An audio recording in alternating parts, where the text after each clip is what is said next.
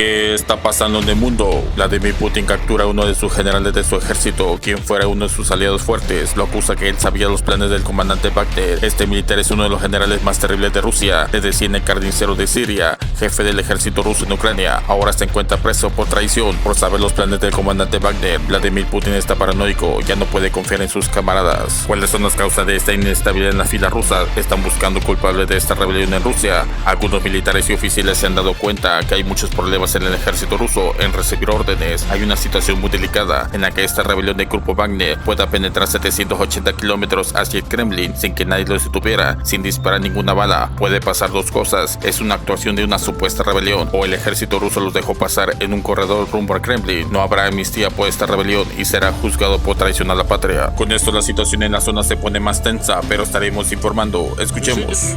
Imágenes del general Sergei Surovikin, nombrado por Putin jefe del ejército ruso en Ucrania.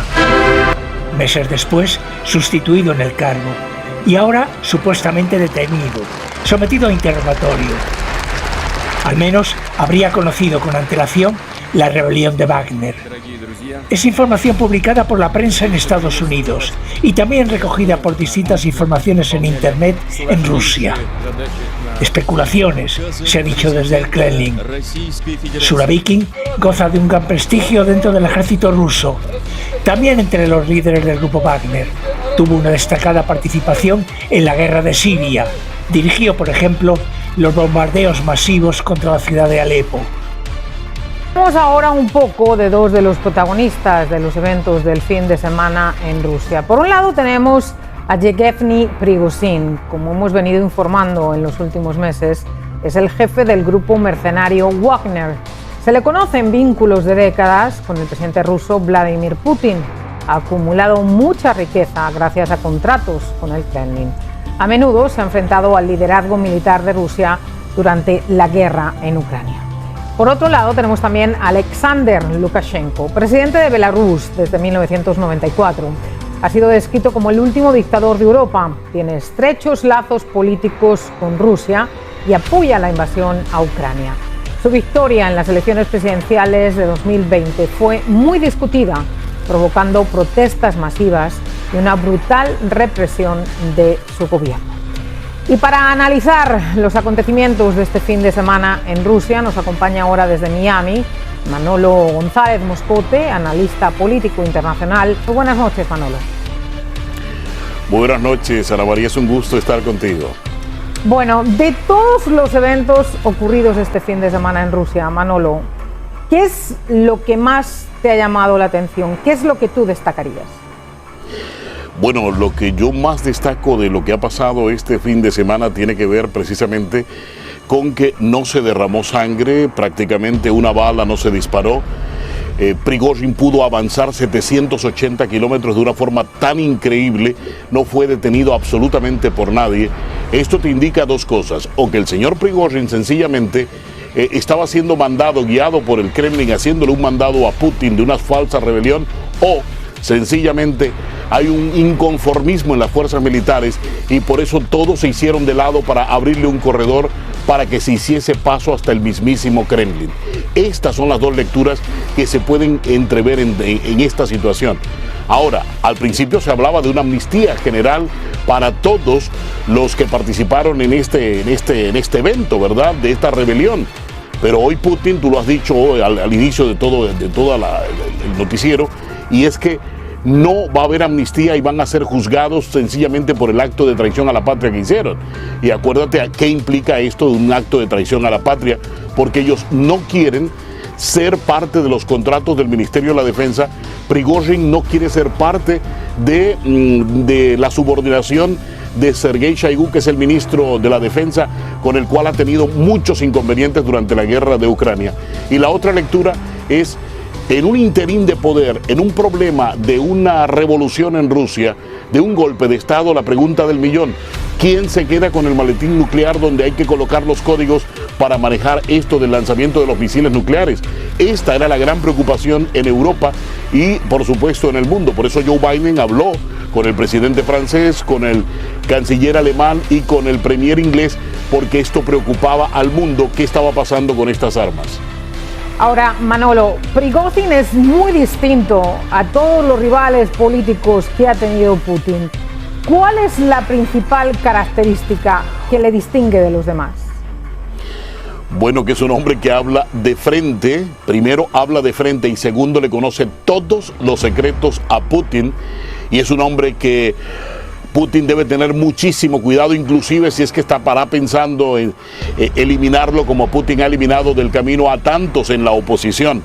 Este hombre sabe demasiado y además está muy bien protegido. Acuérdate que otros que ha eliminado Putin del camino no tenían la protección. Este hombre tiene 2, 3 anillos de seguridad impresionantes. Llegar a él no es fácil. O sea, no es un enemigo fácil de sacar del camino este señor Prigozhin. No es fácil enfrentarse a él. ¿Por qué? Porque vimos cómo fue y salió con vítores de todo esto de Rostov del Don. Salió vitoreado por la gente, salió aplaudido por la gente y los militares que le abrieron camino y le abrieron las puertas de las bases militares, sobre todo ahí en Rostov, desde donde se comanda toda la acción en la guerra de Ucrania.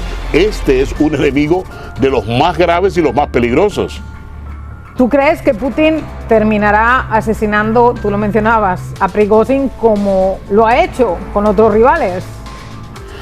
Bueno, acuérdate que Putin tiene una metodología muy original, ¿no? Yo vengo diciendo en CNN hace muchos años, la metodología de Putin es lo suicidaron, una palabra que estoy acuñando hace muchos años, para significar que posiblemente veamos a Prigozhin que se haya suicidado, pero mentira, fue un asesinato asistido y sencillamente fue un suicidio asistido que prepararon para hacerlo aparecer como eso, que él quiso quitarse la vida en medio de todo esto. Y lo otro que me llama poderosamente la atención, ¿sabes qué es?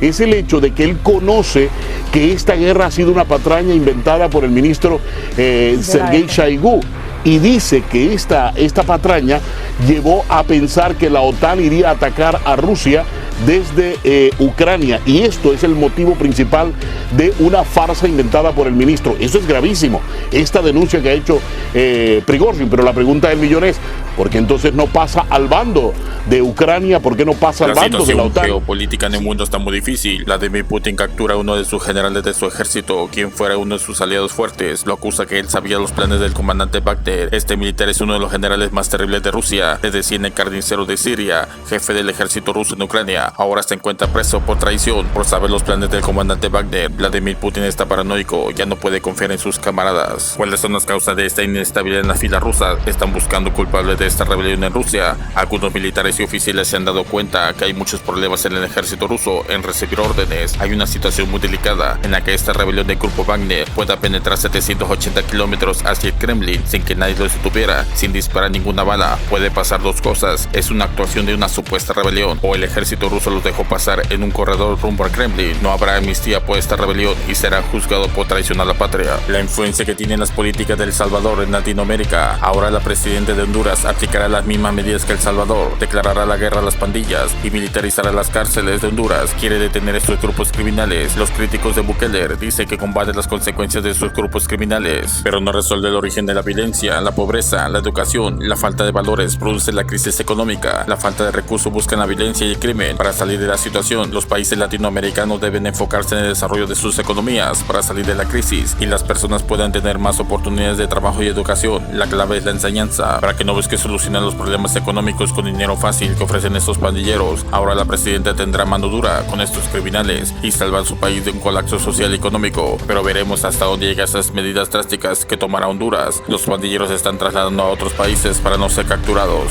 ¿Ahora qué sucederá? Te invito a ver el video. Francia sigue con las manifestaciones, no deja de arder las calles por las protestas por la muerte de un joven de 17 años en manos de la policía de Francia. El gobierno y el presidente Emmanuel Macron están desesperados para contener estos disturbios que han puesto al país de cabeza. Una rebelión radical de mayoría jóvenes en contra del sistema, no dan respuesta a la clase trabajadora. En Francia hay mucha desigualdad social, están cansados con las políticas del gobierno del presidente de Francia. La policía francesa sigue con los arrestos en todo el país, con miles de personas no puede contener la violencia, con el despliegue de 45,000 policías para controlar los disturbios, hasta donde llegará la crisis en Francia en el sector laboral y la falta de desarrollo económico. No te pierdas el próximo video, suscríbete y escribe tus comentarios cómo ve la situación y activa la campanita. Gracias.